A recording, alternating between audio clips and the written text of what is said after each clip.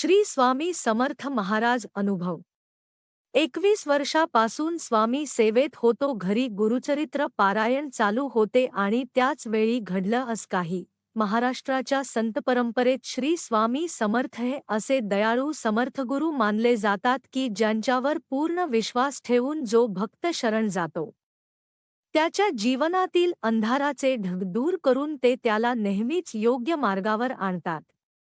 नुसत्या नावेने नव्हे तर मनापासून स्वामी समर्पण केल्यास ते भक्ताच्या प्रत्येक संकटावर हात ठेवतात. अशा अढळ श्रद्धेने त्यांच्या भक्तांचे पिढ्यानपिढ्या जगणे झालेलं आहे. अनेकांच्या जीवनात अचानकपणे आलेल्या आपल्या चॅनलला सबस्क्राइब कर आणि लिही श्री स्वामी समर्थ. आज चांगली बातमी मिळेल.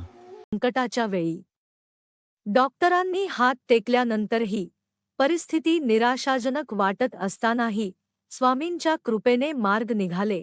अशा शेकडो अनुभवांच्या छा आजही गावोगावी ऐकायला मिळतात. अशाच एका अनुभवाची सत्यकथा एका ताईंनी सांगितली होती आणि त्या घटनेतून अगदी जिवंतपणे स्वामींची प्रचिती कशी आली हे ऐकून कोणाच्याही अंगावर काटा येईल. त्या ताई अहमदनगर जिल्ह्यातल्या राहुरी तालुक्यातील एका शांत गावात राहत होत्या. त्यांचा छोटेखानी परिवार, त्या दोघे नवरा बायको, 2 गोड मुले आणि वृद्ध सासू-सासरे. घरात साधेपणा, परंपरा आणि भक्तिभाव असा सुंदर संग होता. ताईंना स्वामींची सेवा करण्याची ओढ त्यांच्या तारुण्यातच उत्पन्न झाली होती.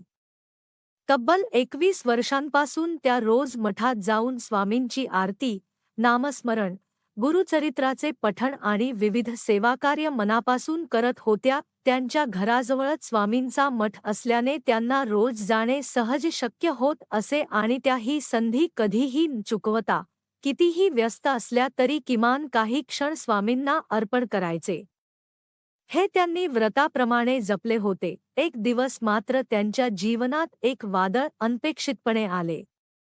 तो दिवस अगदी साधा वाटला होता. ताई मठात बसून गुरुचरित्राचे पारायण मन लावून करत होत्या. त्यांच्या नव्याचे गावातच एक छोटेसे दुकान होते, त्यामुळे ते नेहमीप्रमाणे दुकानात गेले होते. ताई पान उलटत बसल्या होत्या, मंत्रश्लोकांच्या ओव्या शांतपणे उच्चारत होत्या. तेवढ्यात अचानक त्यांच्या नव्याने घराचा दरवाजा उघडून आत पाऊल ठेवले. ते अशा वेळी घरी येत नाहीत म्हणून ताई घाबरल्या. त्यांच्या चेहऱ्यावर काहीतरी बिनसलं असल्याचं स्पष्ट दिसत होतं. चेहऱ्यावर गरिबाचा रंग, डोळ्यात विचित्र भीती आणि पायात समतोल नव्हता. ताईंनी घाईघाईने विचारले, काय झालं? तब्येत ठीक आहे ना? पण ते काहीच नीट सांगू शकत नव्हते. ते फक्त इतकंच म्हणाले की त्यांना आतून खूप भरून आल्यासारखं होतं. काय होतं तेच समजत नाही. ताई परिस्थिती समजून घेण्याचा प्रयत्न करत होत्या. त्यांनी लगेच त्यांना थोडी गोळी देऊन झोपून घेण्याचा सल्ला दिला. पण काही वेळात परिस्थिती आणखीच बिघडू लागली. त्यांच्या नव्याला प्रचंड घाम येऊ लागला, अंगास थरथर सुरू झाली आणि अचानक त्यांच्या वागण्यातून असं दिसू लागलं की त्यांना आजूबाजूच्या जगाची ओळखच राहत नाही आहे. ते आईवडील, मुले, घरातील कुणालाच ओळखत नव्हते. डोळे भरकटून फिरत होते आणि चेहऱ्यावर विचित्र उदासीनता पसरली होती. ताईंनी धास्तावून त्यांना तातडीने हॉस्पिटलमध्ये नेण्याचा निर्णय घेतला. पण आश्चर्य म्हणजे गावातील कोणतेही हॉस्पिटल त्यांना ॲडमिट करून घेण्यास तयार नव्हते. प्रत्येक डॉक्टर म्हणत होता की केस अतिशय गुंतागुंतीचा आहे, क्रिटिकल स्थिती आहे, आम्ही हाताळू शकत नाही. अशी परिस्थिती ताईंनी आयुष्यात कुठे पाहिली नव्हती. शेवटी त्यांनी त्यांना अहमदनगर येथे मोठ्या हॉस्पिटलमध्ये नेले. तिकडे तपासण्या झाल्यावर डॉक्टरांनी सांगितले की मेंदूत एका शिरेवर गंभीर दबाव येऊन पूर्ण शरीराची शक्ती जणू गायब झाल्यासारखी अवस्था निर्माण झाली आहे. परिस्थिती हाताबाहेर जाऊ शकते, म्हणून तातडीने ऑपरेशन आवश्यक आहे. पण ऑपरेशन केलं तरी हमी देता येत नाही, अशी डॉक्टरांची शब्दांनी मनाच्या तारा गोठवून टाकल्या. ताईंचे हातपाय थरथरू लागले. रोज स्वामींची सेवा करणाऱ्या मनाला ही बातमी मनस्ताप देणारी होती. या 2-3 दिवसात ताईंनी स्वतःला सांभाळून घेतले तरी परिस्थिती आणखीनच गंभीर होत होती. तिसऱ्या दिवशी डॉक्टरांनी पुण्यातल्या मोठ्या न्यूरो हॉस्पिटलची रेफरल चिठ्ठी दिली आणि सांगितले, तुम्ही यांना पुण्यात दाखला. इथून काही करू शकत नाही. अशी स्थिती झाली, पण त्यावेळी ताई स्वतः पुण्याला जाऊ शकत नव्हत्या, कारण त्याच वेळेला त्यांच्या घरात चाललेले गुरुचरित्राचे पारायण मध्ये टाकणे त्यांना मनापासून योग्य वाटत नव्हते. गुरुवारचा दिवस होता, स्वामींचा दिवस. म्हणून त्यांनी डोळ्यात पाणी येऊनही मन कठोर केलं आणि पतीला स्वामींवर सोपवलं. त्याच गुरुवारी त्यांनी आतुरतेने स्वामींच्या गाभाऱ्यात जाऊन प्रार्थना केली, स्वामी, तुमच्या छायेखालीच आम्ही जगतो. आमच्यावर आलेला हा वज्राघात तुमच्याशिवाय कोण दूर करू शकेल? तुम्हीच माझ्या नव्याचे रक्षण करा. तुमच्या कृपेशिवाय हे शक्य नाही. त्यांच्या भाच्याने पतीला घेऊन पुण्याला निघायचे ठरवले. ताईंनी निघण्याआधी गुरुपारायणाच्या वेळी त्यांच्या जवळ असलेली पवित्र रक्षा काढून भाच्याकडे दिली आणि सांगितले, त्यांच्या संपूर्ण अंगाला ही रक्षा लाव. थोडी त्यांच्या तोंडात दे. स्वामी स्वतः सोबत असतील. भाच्यानेही ती रक्षा घेऊन ॲम्ब्युलन्समध्ये ताईंच्या पतीला पुण्याकडे नेताना नेमके तसेच केले. प्रवासभर त्याने रक्षा त्यांच्या अंगावर लावली आणि तोंडातही दिली. त्यावेळी त्यांना काहीही भान नव्हते. डोळे रिकामे होते, ओठ पांढरे, मन भ्रमिष्ट, पण त्या क्षणी स्वामींच्या नावाचा आधार त्यांच्यासाठी जीवनरेषेसारखा होता. पुण्यात हॉस्पिटलमध्ये पोहोचल्यावर सर्व तपासण्या पुन्हा केल्या गेल्या. ताईंना वाटत होत की काहीतरी गंभीर ऑपरेशन होणार, आयुष्यमरणाचा प्रश्न निर्माण होईल. पण तातडीने डॉक्टरांनी एक आश्चर्यकारक बातमी सांगितली.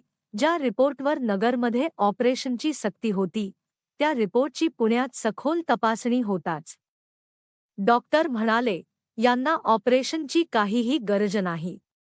स्थिती अजिबात क्रिटिकल नाही.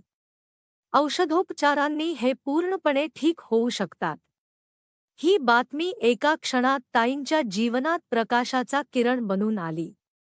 त्यांच्या मनात पहिला विचार आला, स्वामींची कृपा. कारण डॉक्टरांच्या शब्दांनी अचानक मिळालेला उलट निर्णय म्हणजेच दैवी हस्तक्षेप. त्यांच्या घरच्यांचे डोळे पाणावले, सर्वजण आनंदून गेले. ताईंच्या मनात एकच प्रश्न होता, त्यांच्या पतीची स्मृती जाईल इतका त्यांचा आजार होता. तर मग ऑपरेशनशिवाय स्मृती कशी परत येणार? डॉक्टरांनी शांतपणे सांगितले, काळजी करू नका, स्मृती काही दिवसात परत येईल. आम्ही औषध देतो. योग्य प्रतिसाद मिळेल. ताई पुण्यात नसल्या तरी त्यांनी स्वामींची सेवा थांबवली नव्हती. त्या रोज तारक मंत्र जपत होत्या, स्वामी चरित्र वाचत होत्या, पारायणाचा प्रत्येक अध्याय पूर्ण मनोभावे स्वामींना अर्पण करत होत्या. त्या वेळेत जणू त्या स्वतःच्या शरीरातून बाहेर पडून फक्त एका शक्तीवर विसंबून जगत होत्या, स्वामी समर्थांचे आशीर्वाद. त्यांची सेवा, त्यांचे नामस्मरण, त्यांचे ते अखंड श्रद्धेचे स्वरूप जणू स्वामींपर्यंत पोहोचत होते. आणि त्या नावाच्या जपातूनच त्यांच्या नव्याच्या जीवनात शक्ती उतरते आहे, अशी त्यांची खात्री वाढत चालली होती. गुरुचरित्र पारायणाचा अंतिम दिवस जसजसा जवळ आला, तसतसे ताईंच्या मनात वेगळीच भावना निर्माण होत होती. पारायण संपणार होतं आणि त्याच दिवशी स्वामींच्या मठात संध्याकाळी आरतीही होती. ताईंनी व्हिडिओ कॉलवरून पतीशी बोलणं सुरू केलं. त्या अजूनही थोडे अचेत दिसत होते, पण चेहऱ्यावर पूर्वीसारखी ऊब परतताना जाणवत होती. ताईंनी हसत त्यांना विचारलं, आज पारायणाची समाप्ती आहे. मठात आरती आहे. प्रसाद काय करायचा? काही कळत नाही. त्यांनी अवखळपणे उत्तर दिलं, नेहमीप्रमाणे कांदा भजी कर. तुला जे योग्य वाटतं तेच कर.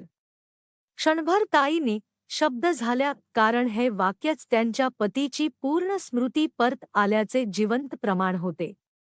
एवढ्या दिवसांच्या संघर्षातला सर्वात दिव्य क्षण त्यांना मिळाला, स्वामी समर्थांनी संकटातून त्यांचा जीव वाचवला होता.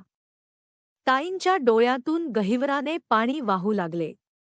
त्या क्षणी स्वामींच्या गाभायातील शांत दिव्य ज्योतीसारखी त्यांची श्रद्धा उजळून निघाली. शेवटी काही दिवसात उपचारांनी ते पूर्णपणे बरे झाले. स्मृती परत आली, शरीर सशक्त झाले आणि त्यांचे आयुष्य पुन्हा पूर्वपदावर आले. ताईंच्या घरात स्वामींच्या कृपेची चर्चा झाली आणि हा अनुभव त्यांच्या जीवनाचा श्वास बनून गेला. आज ताई सांगतात, जेव्हा सर्व दरवाजे बंद होते तेव्हा फक्त एकच दरवाजा उघडा होता, स्वामींचा. आम्ही काहीच करू शकत नव्हतो. डॉक्टरांनाही उत्तर नव्हतं. पण स्वामी समर्थांनी वेळेवर कृपा केली. कारण भक्ती कधी वाया जात नाही. स्वामींच्या सेवेला खंड पाडला नाही म्हणूनच ते आमच्या संकटात पाठीशी उभे राहिले. ही कथा केवळ एका ताईंचा अनुभव नाही, ही प्रत्येक त्या भक्ताची कहाणी आहे जो मनोभावे स्वामी समर्थांना मानतो. संकट कितीही मोठं असलं तरी स्वामींचं नाव मनात उतरलं की संकटांचं वादळ बांध घालून थांबतं. कारण स्वामी समर्थ हे नावच तारणाचं आहे.